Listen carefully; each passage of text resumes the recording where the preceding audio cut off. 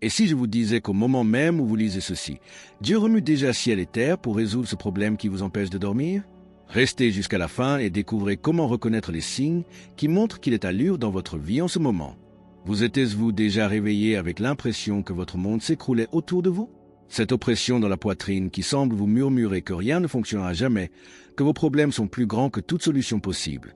Si vous êtes dans cette situation, c'est peut-être parce que votre âme réclame une vérité qui peut complètement changer votre perspective. Dieu est à l'œuvre dans chaque détail de votre vie, même lorsque vous ne le voyez ni ne le ressentez. La vie a une façon particulière de nous mettre dans des situations qui mettent notre foi à rude épreuve. Les relations s'effondrent, les rêves semblent impossibles, les factures s'accumulent, la santé se détériore. C'est comme si nous étions pris dans une tempête sans fin, où chaque éclair nous amène à nous demander s'il existe vraiment un Dieu qui se soucie de nous. Mais voici une vérité qui peut transformer votre vie et révolutionner votre journée. Pendant que vous êtes inquiet, il travaille. Pendant que vous êtes anxieux, il prépare. Pendant que vous doutez, il vous confirme son amour. Dans ce recueillement matinal, nous découvrirons 5 vérités puissantes qui transformeront votre façon d'affronter les difficultés. Vous découvrirez comment la confiance en Dieu peut apaiser vos inquiétudes, comment ses promesses inébranlables peuvent apaiser votre cœur et comment le timing divin joue toujours en votre faveur. Préparez-vous pour un voyage qui éveillera une foi inébranlable et une paix que le monde ne pourra jamais vous enlever.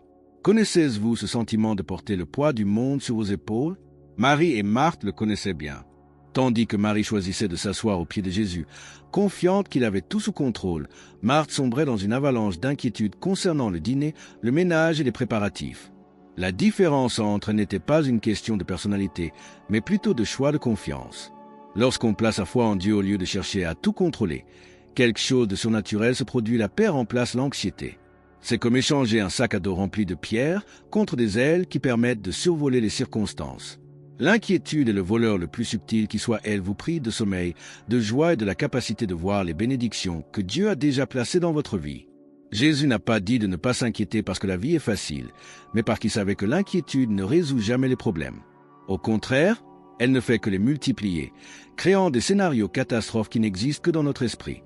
Lorsque vous choisissez de faire confiance à Dieu par la prière, déclarant sa souveraineté sur votre situation, vous échangez le contrôle contre la foi. C'est dans cet échange que la véritable victoire commence à se manifester, car Dieu peut faire infiniment plus que ce que nous demandons ou imaginons. Imaginez les Israélites face à la mer Rouge, avec l'armée de Pharaon approchant telle une tempête meurtrière et des eaux qui semblaient impossibles à traverser. À cet instant, humainement parlant, il n'y avait aucune issue, mais Dieu avait un plan qui défiait toute logique humaine. Lorsque Moïse étendit son bâton sur les eaux, l'impossible devint possible et ce qui était une barrière devint un chemin. Telles sont les promesses de Dieu, elles ne dépendent pas de nos circonstances, mais de sa fidélité. Même si vous ne voyez pas la lumière au bout du tunnel, ayez confiance, Jésus prépare quelque chose qui dépassera toutes vos attentes. La différence entre les promesses humaines et divines réside dans le fait que les nôtres échouent, tandis que celles de Dieu n'ont jamais failli à travers l'histoire. Chaque parole qui sort de la bouche du Tout-Puissant porte en elle la puissance créatrice, la même force qui a donné naissance à l'univers. Lorsqu'il dit qu'il a pour vous des projets de paix et non de malheur, ce n'est pas un simple verset, c'est une garantie scellée par le sang du Christ. Alors, lorsque les tempêtes de la vie vous assaillent, rappelez-vous, vous êtes ancrés dans des promesses plus solides que des montagnes. L'espérance chrétienne n'est pas un optimisme aveugle, mais une confiance fondée sur le caractère immuable d'un Dieu qui n'a jamais menti et qui ne vous décevra jamais. Salomon a attendu des années pour construire le temple dont son père David avait rêvé. Mais lorsque le moment est enfin venu, la construction était si parfaite qu'on n'entendait même pas le bruit des marteaux, chaque pièce s'emboîtait parfaitement. Dieu n'était ni en retard sur les plans de David, ni en avance sur ceux de Salomon, il travaillait simplement au bon moment. Combien de fois vous êtes-vous demandé pourquoi vos prières ne semblent pas être exaucées aussi vite que vous le souhaiteriez? En vérité, Dieu ne fonctionne pas selon notre horloge d'anxiété, mais selon son horloge de perfection. Chaque jour qui passe n'est pas du temps perdu, mais une préparation divine pour que vous receviez non seulement ce que vous avez demandé, mais quelque chose d'infiniment meilleur que ce que vous aviez imaginé. Le calendrier de Dieu est comme la croissance d'un arbre fruitier, on ne peut forcer le processus. Mais quand la saison est propice, les fruits germent en abondance. Jésus lui-même a attendu 30 ans avant de commencer son ministère, prouvant que même le Fils de Dieu respectait le calendrier du Père. Lorsque vous vous sentez frustré par ce retard, rappelez-vous que Dieu utilise chaque seconde pour façonner votre caractère, fortifier votre foi et placer les bonnes personnes à la bonne place. Accepter le dessein divin n'est pas synonyme de passivité, mais d'une paix profonde qui naît du sentiment d'être entre les mains de quelqu'un qui connaît la fin dès le début. Cette confiance dans le calendrier de Dieu est ce qui transforme l'attente en adoration et l'anxiété en espoir.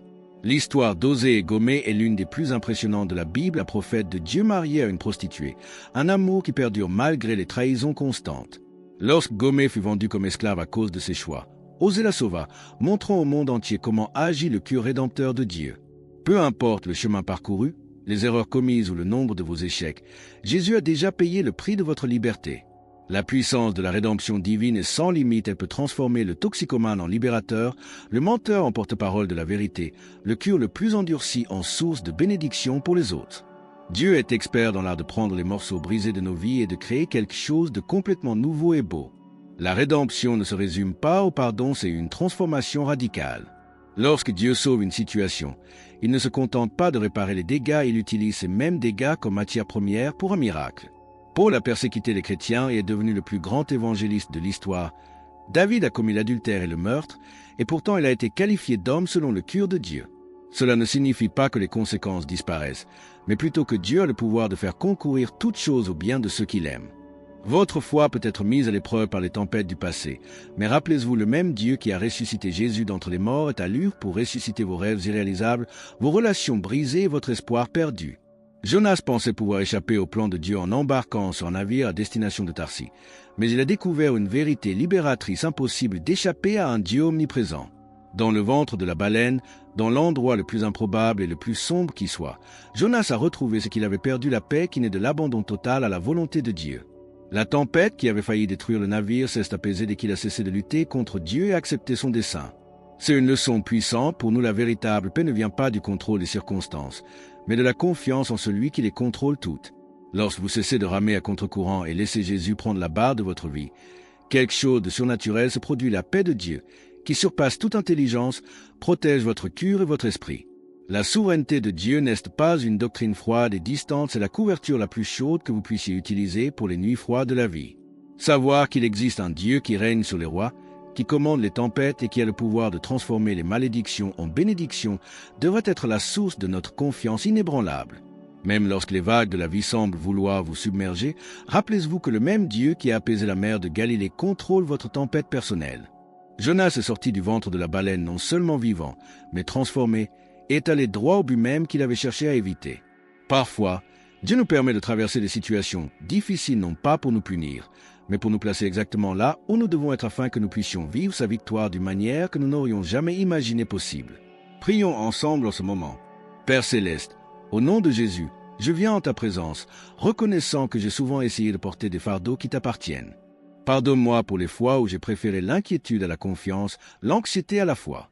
Aujourd'hui, je remets tous mes soucis, toutes mes peurs, tous mes projets entre tes mains. Seigneur, je crois que tu es à l'œuvre dans ma vie en ce moment même lorsque je ne peux ni voir ni comprendre pleinement. Fortifie ma foi pour qu'elle fasse confiance à ton timing parfait. Accepte ta souveraineté et me repose sur tes promesses infaillibles. Que la paix qui surpasse toute intelligence garde mon cœur et mon esprit en Jésus-Christ. Merci de ne jamais faillir, de ne jamais m'abandonner et de toujours avoir le meilleur en réserve pour ma vie. Au nom de Jésus, je prie. Amen. Nous sommes arrivés au terme du voyage de ce matin, mais en réalité, ce n'est que le début d'une nouvelle façon de vivre. Vous venez de découvrir 5 vérités qui ont le pouvoir de transformer non seulement votre journée, mais aussi votre vision des défis de la vie. La question demeure, que ferez-vous de cette connaissance? La garderez-vous comme un trésor caché ou laisserez-vous ces vérités devenir le fondement de votre foi quotidienne? Réfléchissez un instant, dans quel domaine de votre vie avez-vous le plus besoin de faire confiance à Dieu? Ou avez-vous eu du mal à lâcher prise et à le laisser agir? Peut-être s'agit-il de cette relation qui semble désespérée, de cette situation financière qui vous empêche de dormir, ou de ce rêve qui semble de plus en plus lointain. Jésus attend de vous que vous lui confiez ses inquiétudes par la prière, confiant qu'il a un plan parfait qui se réalise dès maintenant. N'oubliez pas, Dieu n'œuvre pas seulement pour vous, mais en vous. Chaque épreuve est une occasion de renforcer votre foi. Chaque attente est un moment pour approfondir votre espérance, et chaque victoire est un rappel des bénédictions infinies qu'il réserve à votre vie. Si cette méditation vous a touché et que vous souhaitez continuer à grandir dans la foi, n'oubliez pas de vous abonner à la chaîne et d'activer la cloche de notification pour ne rien manquer de ce qui nourrit votre âme. Laissez un commentaire indiquant laquelle de ces 5 vérités vous a le plus touché aujourd'hui et partagez cette vidéo avec quelqu'un qui a besoin de se rappeler que Dieu agit dans sa vie en ce moment. Votre cheminement de foi mérite d'être nourri quotidiennement. et nous serons là pour vous accompagner dans cette belle aventure de confiance totale en l'amour de Dieu. À bientôt. Que Dieu vous bénisse abondamment.